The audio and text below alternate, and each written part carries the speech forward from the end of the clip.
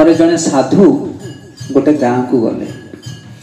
एवं गाँव में जाकि अनेक लोक निमंत्रण कले कहले साधु बाबा आसने आम घर को आसतु भोजन करेंगे ये डाकिले आम घर को आसतु भोजन करेंगे समस्ते डाकिले आदर दिए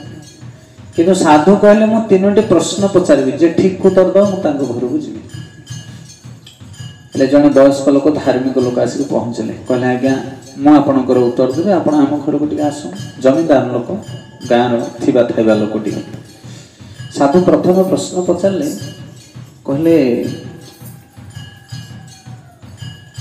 तुमर बयस केते क्या पचारे से वयस्क लोक वृद्ध अवस्था कहले मोर वर्ष हम आज्ञा गोटे 20 वर्ष 15-20 वर्ष हसिले सब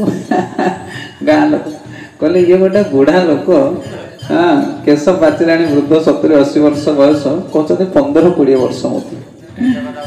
कहले साधु देख ये डाहा मिछ कथा कहूँ ये गोटे पाचला बेलिया बुढ़ा लोक कहूँ मत 15-20 वर्ष बयस तापर साधु कहले हो ठीक है आ गोटे प्रश्न पचार कहले अच्छा तुमर केतेटा पुओ पुओ झील केतेटा पचार से जमींदार कहले कहले आज्ञा गोटे मात्र पुओ मोर किंतु प्रकृत जमींदार थे 3टी पुओ गाँ लोक समस्ते जानते यही कथा शुणला गाँ लोक कहले देखो आज्ञा साधु बाबा ये पूरा मिछ कथा कहूँ 3टा पुआर ये कहूँ गोटे पुओ ना हो घर गले जना पड़ोनी तापर तृतीय प्रश्न पचारे साधु कहले अच्छा तुम पाखे टंका केते अच्छी जमींदार लोक तुम केते पैसा रखिच ना मो पाखे आज्ञा पैसा कौन एमती गोटे टंका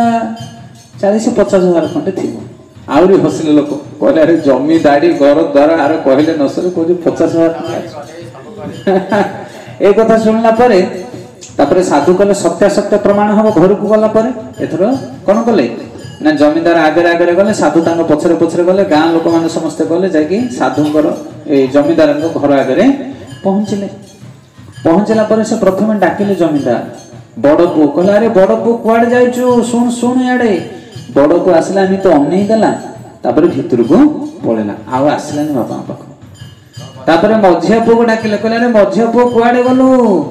मझिया पु आसला देखि देखि ता बाटू आसी चली गला आ बापा कथा सुनना तापर सान पु को डाकिले बापा कहले सान पु कुआड़े गलु सुनिलु शीघ्र सान पु आसी देखि देला जेतले बापा डाकुछंदी साधु अछंदी गोटे पानी ढाल पीढ़ा सब नहीं कि आसिले सान पु साधु को निमंत्रण करके पीढ़ा पानी देकी बापा को साधु को पाछटी के घर को नहीं गले तापरे किसी समय पर जाके से बसिले आसन देले समस्त को बसिया कहले देखो आज्ञा आपण मत कहते केतेटा पुओ बोली मोर पचारे कि नहीं मुझे केतेटा पुओ कही गोटे पुओ ये जो 2टा पुओ आगुरी आसिले बड़ पुओ मझिया पुओ से मोर पुओ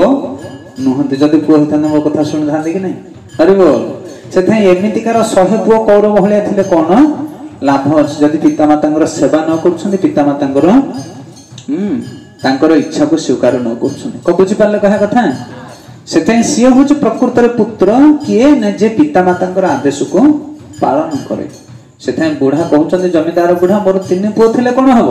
कि भावुँ मोर गोटे पुओ समस्ते स्वीकार कर कथा तापर किसी समय पर जे थिले लेखा पढ़ी करिया वाला जे गुमास्ता तांको डाकिले जमींदार कहले गुमास्ता जे एठी आसिक बस गुमास्ता आसिक बसिले कहले एथर हमर पैसा कथा आलोचना करबा केते टंका अछि मो पाखरे कहले अच्छा गुमास्ता मते कुह मोर जीवन काल भितरे मु केते टंका दान धर्म करिछि कोन बुझी पाले कि नहीं तापर गुमास्ता गोटी गोटी बाहर कले ए मंदिर को एति दिया हिचे मठ को दिया हिचे साधु पय एति खर्च करा हिचे सबू जो लिस्ट बाहर कले कहले 30-40-50 हजार टाका खंडे आपण दान धर्म देछना सेति को होछु मोर संपत्ति हरि बोल आ ये जो जमी बाड़ी घर द्वार अछि ये सब मो संपत्ति नहे कोन बुझी परछन कि नहीं ए संपत्तिर मालिक मु ये एठी रहि जिवो किंतु मु जति कि दान देइछु मो जीवन काल भितरे सेति को संपत्ति मु धरि कि जीवी कोन कथड़ा बुझी परले कि नहीं एथर समस्त गाँ लोक राजी पले ना बुढ़ा सत कथा कहिछि तापर आ गोटे कौन प्रश्न थिला बयस हाँ बयस केते वर्ष कहथिला बुढ़ा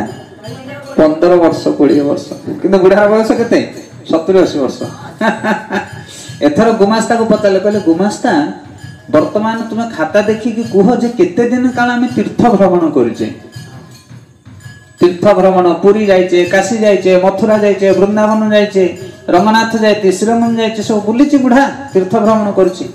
कहले आपण आपण जीवन काल भितर 12-15 वर्ष काल बाहरे बाहरे बुली ना सेटा मोर बयस आउ ये जो घर संसार भितर गध भाया खटी जमी बाड़ी पुओ नाती नातुणी ये मोर बयस नुह कौन बुझीपार कि ना से जीवन में सेतला हूँ संपत्ति जी संपत्ति आम अन्न को दान करुचे साधु सभार भगवान को सभार लगे से संपत्ति आम सांगे जीव आउ गोटे कमेले कौन हम तुम पाखे गोटे नथिबो कौन बुझीपार कि ना से जीवन काल भितर सब बेले अन्न को किसी दवाई चेष्टा करो गृहस्थर से परम धर्म से सर्वदा किसी ना किसी संपत्ति दान कर शास्त्र वर्णना कराई जी आम रोजगार करुचे तार अधा भाग दान दवा दरकार ताहले अधा संपत्ति आम निर्मल रहिबो कौन बुझीपारे से आम आज जो बसीचे ये भगवान कथा श्रवण कर तीर्थ स्थान बोली कह जाए जो साधु संग करा जाए जो भगवान कथा आलोचना करा जाए ताकू कौन कह जाए तीर्थस्थली से ये हूँ प्रकृत बयस से आपण मैंने निज जीवन में सबुदिन संध्या बेले टिके टिके भगवान कथा कीर्तन करेंगे कर नहीं हाँ नाम कीर्तन पुराण टिके पढ़े से हूँ बयस आउ ना बयस नहीं।